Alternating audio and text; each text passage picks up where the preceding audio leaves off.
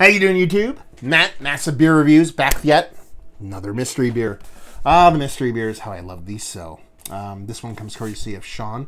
Thank you very much, brother. He sent me a box of Richmond area beers and a bunch of mystery beers. Working myself through them. On to the next episode. Let's go. Mystery beers, what are they? People send me beers wrapped up, so I have no idea what they are. I drink them. I talk about them. You know, I try to guess certain components to it. There's no, like, rule to it. It's just kind of talk about the beer. Try to get as close as I can to what I think I'm drinking. And sometimes I guess the actual beer. Sometimes I'm right, sometimes I'm wrong, but I'm always fun. Well, I always have fun. I don't know about you, but let's dive into it. Beautiful blue painter's tape. Kind of a little ghetto paper towels. Nothing too high end, but we'll excuse it. We'll allow it. Let's see where this sucker lands. He sent me, this is probably the fourth mystery beer that he has sent me. And it's been a nice kind of mixture of stuff. I've been running the gamut. It's been, you know, kind of like home shelfy kind of stuff. A little bit of more kind of wine waiting kind of stuff. This looks like the line waning portion of the show.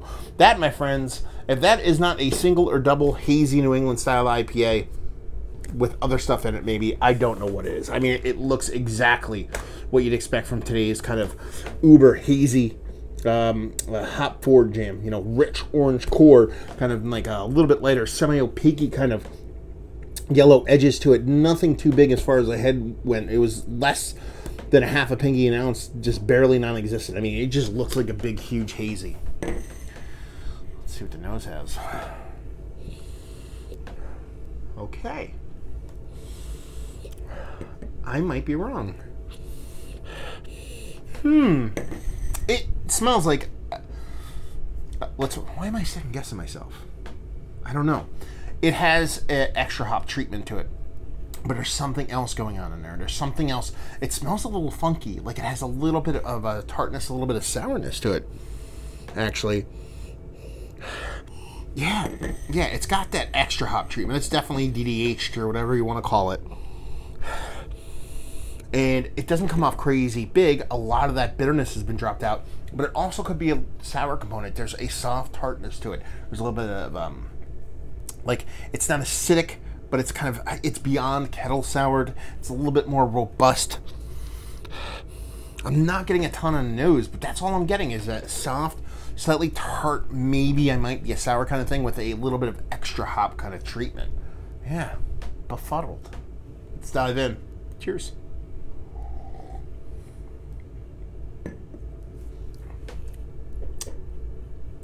Yeah, this is somebody's take on a sour IPA. You're getting huge gobs and gobs of orange juice vibes, like super pulpy orange juice vibes. That's your hops at play there. That's your sweetness kind of combining with those hops in play there. But there's this sour component to it. Yeah, the sour is relatively small. It tastes like this tastes like a 6, 7, 8, pushing 8% beer. But it doesn't give you much heat. It doesn't give you much as far as ABV. I think it's a balance between the way the hops are playing, the way that sour component is playing, because it's beyond a kettle sour. There's a little bit more to it, but it's not getting to that super kind of funky acidic level. Is there lactose in this too? I mean, I'm getting some hop burn, a little bit of greenness going on there, a hefty amount of greenness actually. Yeah, it's somebody's version of a sour IPA. I want to say there's lactose in it. It could be just a heaping amount of oats. I mean, look at that thing. It's super dense, super turbid. So it could be just a huge oat addition, but I think there's a solid. Let's go with it. Soft amount, very gentle dollop of lactose in there. That's pretty much it. It's an interesting beer. I like it. I don't know if a whole 16-ounce can would be for me. It does lack, even though, like I said, there's a little bit of lactose in there, it does lack an extra layer of sweetness, kind of bounce everything off, because you get that big, hop component.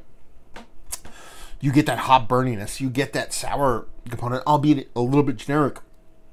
like I said, it's above your kind of kettle sour, but it has what I believe is just a slight dollop of lactose. I just want a little bit of, not more sweetness, just another layer of some different kind of sweetness. And that's kind of where it's lacking for me. But man, is this hop the nth degree. And it's fun. I think it's fun. I like it.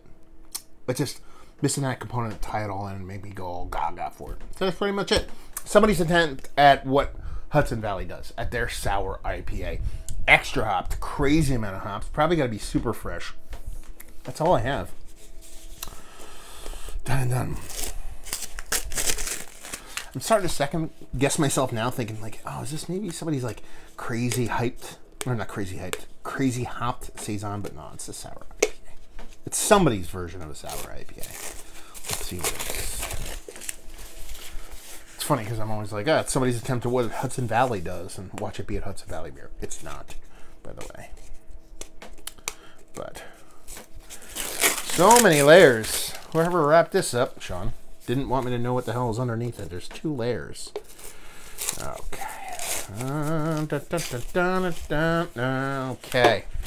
I've never seen this beer before in my life. Gotta do a little cleanup first.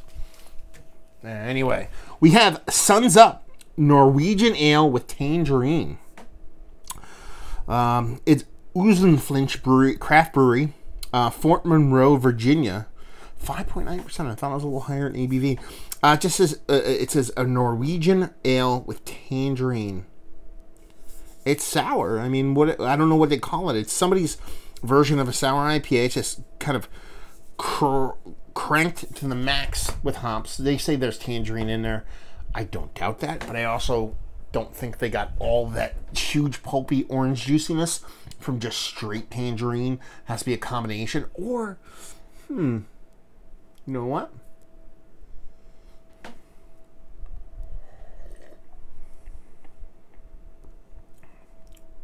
Maybe that's it.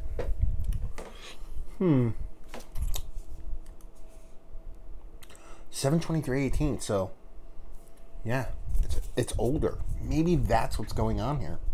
I have a new theory, and it kind of makes sense now. I don't think it's something I would have ever glommed onto or connected to, unless I knew what the beer was. I think this is somebody's. They used to call it Norwegian ale. I don't know what the fuck they're trying to do, being that they're from Virginia. Sure, the guy's name is, well, brewmaster's Mike Donovan. It's called Oozenflinch. Oozelflinch. You can read it there.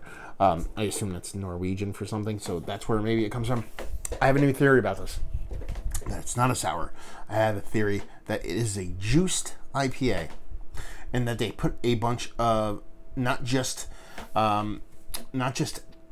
tangerine in there, but they also put like tangerine bits and pieces and juiciness. And I think maybe that acidity and that acid from that juice with time, being that it's 7, 8, 9, 10, a good 3 months. No, it's all 7, all 8, all 9. So 4 months more like it, has kind of turned this beer a little bit tart, a little bit sour beyond what it was originally meant for. So I'm guessing this beer was actually not as tart, not as sour when it originally came out. And again, this is me spitballing. I can't wait to actually stop filming and go check the beer out and see what it's supposed to be. But yeah, what I taste is what I taste, which is that acidic. And when I say acidic, I'm not talking about the sour like I was like it gets below that super acidic. It's a different kind of acidic. I'm talking about the acid from the actual juice, the tangerine juice itself. That I might be even confusing a little bit with that hop burn too. Yeah, it has that kind of OJ citric acid acidity, along with the beer bits and pieces of itself. Ends up coming out a little bit thin. It's actually like a mimosa almost. If you a mimosa with a hopped up version of a mimosa with beer. It doesn't make me like the beer anymore. Like I said, I think it's just a little bit too kind of disjointed and lacks a level of sweetness that might have been there when the beer was originally released, but it's just not there anymore. So I don't want to poop all over it, because I think time hasn't treated it well. But at the same time, it is what it is. It comes off more like a sour IPA to me than anything else. I'm not gonna not own what I said. But yeah, that was an interesting one.